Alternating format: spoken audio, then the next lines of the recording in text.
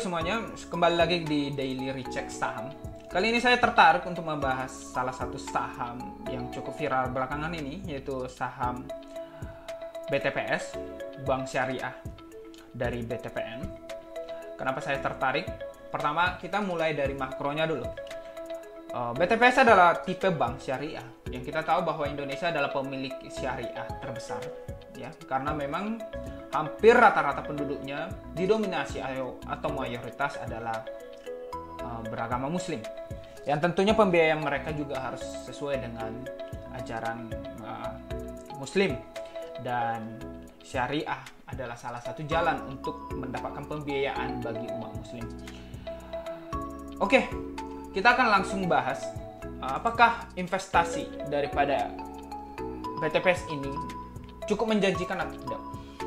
Sedikit berita yang saya akan berikan adalah kebanyakan BTPS ini sedang mengalami penurunan, ya. Kita akan langsung ke grafiknya. Di sini saya akan menunjukkan grafik daripada BTPS. Ini adalah penurunan yang cukup sangat signifikan daripada saham ini, karena saham ini telah turun hampir 70% lebih dalam waktu 3 tahun, hampir mencapai 70%, ya. Dan ini merupakan salah satu saham yang posisinya sekarang adalah masuk ke ranah harga terendahnya. Kenapa saya katakan harga terendahnya? Bisa dilihat langsung dari chartnya selama 5 tahun. Oke. Nah, karena itu saya ingin membahas kenapa saham ini termasuk peluang investasi yang bagus juga.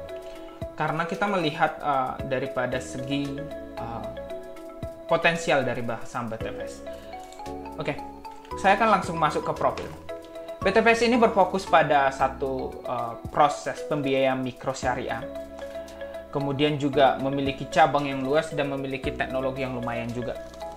Jadi fokusnya itu kepada prinsip-prinsip mikro. Jadi biasanya orang-orang yang mendapatkan pembiayaan dari saham ini adalah ibu-ibu, orang-orang menengah ke bawah, itu biasanya akan mendapatkan pembiayaan yang banyak, ya. Jadi cukup banyak orang yang akan meminjam dari BTPS, seperti mungkin usaha UKM gitu, ya, dalam skala mikro maupun menengah bisa meminjam uang dari BTPN Syariah.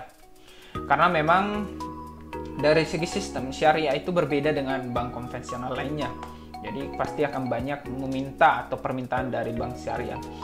Dan cukup viral juga, bank syariah ini juga sering viral, ya, atau semakin meningkat di tahun-tahun sebelumnya. Karena ya seperti bank BRI Syariah itu juga meningkat, dan ini cukup gila-gilaan karena pendapatan dan profitablenya yang cukup mantap atau cukup bagus. Nah, kita akan pelajarin siklus bisnis BTPS, yaitu caranya adalah menghimpun dana dan sumber dari pembiayaan tabungan, kemudian akan disalurkan dalam bentuk mikro syariah kepada nasabah.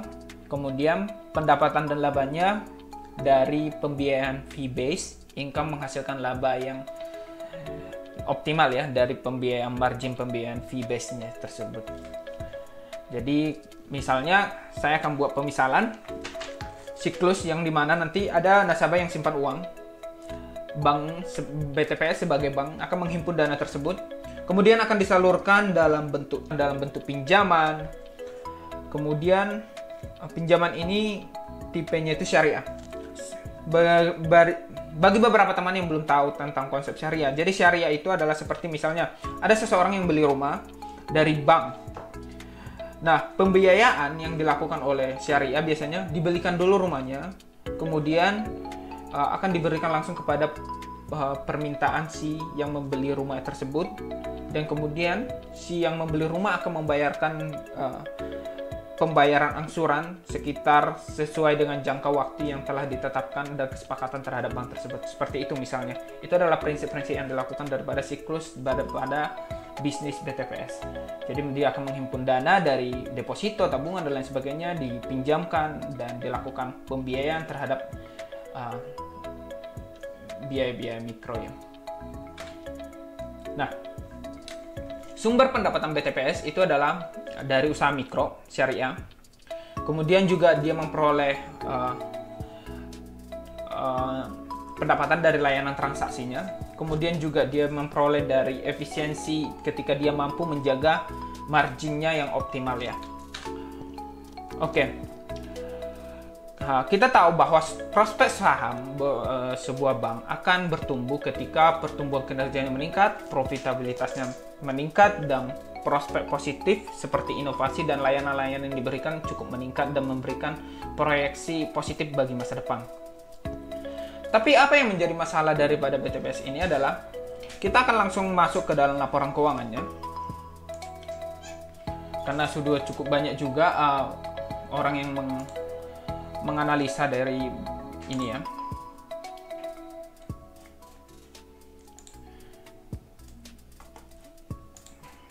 Oke.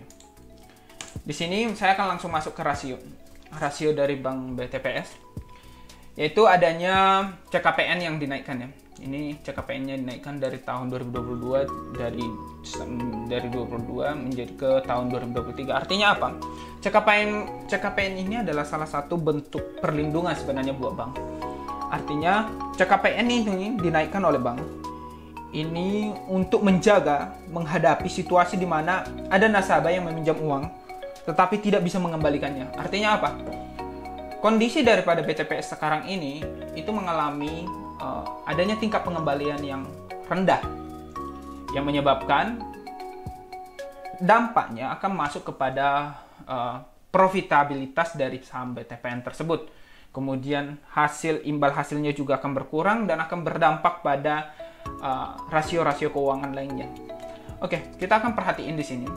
Secara ROM, Bank BTPS ini masih mantap ya. Tahun lalu dia dapat 24%, sekarang jadi 13%. Menurut saya ini masih cukup stabil, cukup bagus, masih bertahan.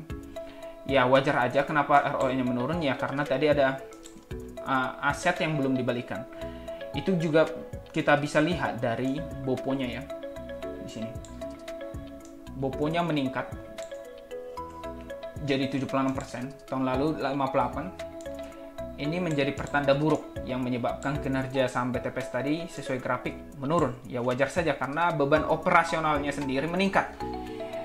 Ketika beban operasionalnya meningkat, artinya kita tadi udah bahas, efisiensinya akan menurun. Yang menyebabkan bank ini kehilangan profitabilitasnya. Kita juga lihat di bagian CIR-nya ya.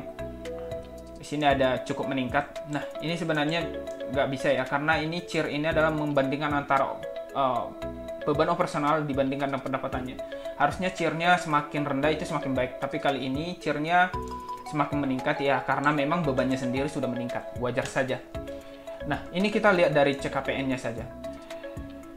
Kalau kita perhatiin dari CKPN tahun 2023, itu wajar saja saham ini akan dibawa turun. Yang menjadi fokus utama kita adalah kondisi-kondisi fundamental yang masih cukup terjamin. Kenapa saya katakan cukup terjamin? Dengan ROE yang cukup lumayan, ini masih cukup bisa bertahan. Dan artinya kalau ada pengembalian pinjaman yang masih belum tersampaikan, pastinya bank tidak akan tinggal diam dan akan menuntut pengembalian. Dan tentunya ketika pengembalian dana itu tidak terlaksanakan, yang dirugikan pasti nasabah ya. Dia nggak akan susah mendapatkan kredit lagi untuk dibiayain. Itu biasanya kerugian dari nasabah. Dan saya rasa BTPN akan mendapatkan pengembalian lagi ya. Kalau kita perhatikan lagi langsung dari segi rasionya ya, untuk melihat fundamental daripada saham ini. Ini ROE-nya, ini ROA ya, asetnya. Di tahun-tahun sebelumnya asetnya itu bisa mencapai 8% ya peningkatannya, tapi sekarang mengalami penurunan, wajar saja. Kemudian kita lihat dari segi ROE juga ya turun ya, tahun-tahun sebelumnya masih ini ya. Tapi kalau kita lihat dari segi rasio yang kita miliki, ini merupakan kesempatan bagi kita untuk memperoleh harga murah dari saham ini. Oke, sekarang mungkin kondisi daripada saham BTPS lagi terjatuh ya, karena memang profitabilitasnya turun. Itu wajar saja, penilaian investor itu selalu berpatokan pada pendapatan, sehingga mereka menyebabkan harga saham ini turun karena investor menarik uangnya karena penurunan. Nah, kalau kita perhatiin dia di price to book value yang 1 kali ya, ini cukup murah karena biasanya saham ini berada pada price to book value bahkan 2 kali ya. Memang sedikit lebih tinggi daripada harga bukunya. Tapi misalnya jika saham ini turun lagi ya, kemungkinan akan turun lagi. Apa yang menyebabkan saham ini turun adalah pendapatannya menurun lagi, atau mungkin beban operasionalnya menurun lagi. Artinya pengembalian terhadap kredit yang dilakukan oleh BTPS terjadi lagi, macet. Itu bisa menyebabkan penurunannya dan bisa sampai di bawah harga bukunya. Jadi perlu wanti-wanti atau dijaga-jaga ya, bagaimana strategi untuk melihat saham BTPS ini, dan bagaimana strategi kita untuk tetap terjaga secara keamanan ya. Tapi dari segi harga ini udah cukup murah. Saham ini udah cukup murah. Dari segi prospek, saya yakin perusahaan bank itu tidak akan pernah punah ya. Pembiayaan itu tidak akan pernah punah. Dari zaman penjajahan ya, dari zaman dulu, bank itu selalu berdiri kokoh. Setiap perusahaan yang melakukan pembiayaan atau seperti bank ini biasanya cukup kuat dan tidak akan langsung hancur ya. Apalagi asetnya yang masih cukup besar, ROE-nya masih profitabilitas. Kita bisa dilihat di sini ya, masih ada peningkatan ekuitas, dan ini peningkatan ekuitas nih. Artinya modalnya mereka itu semakin bertambah. Ini salah satu langkah yang menurut saya cukup bagus daripada si saham ini.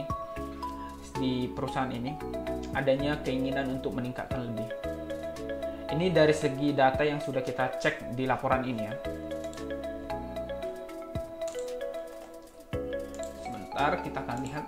Nah, kita akan balik lagi ke prospek saham BTPS, yaitu 3 hal ini aja. Pertumbuhan kinerjanya, profitabilitasnya tinggi, ini akan berdampak ya. Dan kapitalisasi pasarnya ini udah triliunan ya, wajar aja. Jadi rekomendasi saya ya, beberapa analis sudah merekomendasikan pembelian BTPS karena ada prospek cerah. Mungkin dalam 12 bulan ke depan katanya bisa sampai 5.000 ya. Valuasinya menarik, dividennya juga menarik karena memang salah satu saham ini adalah salah satu yang cukup rutin bagi dividen ya. Kita akan lihat jejak dividennya dia di bagian corporate ya.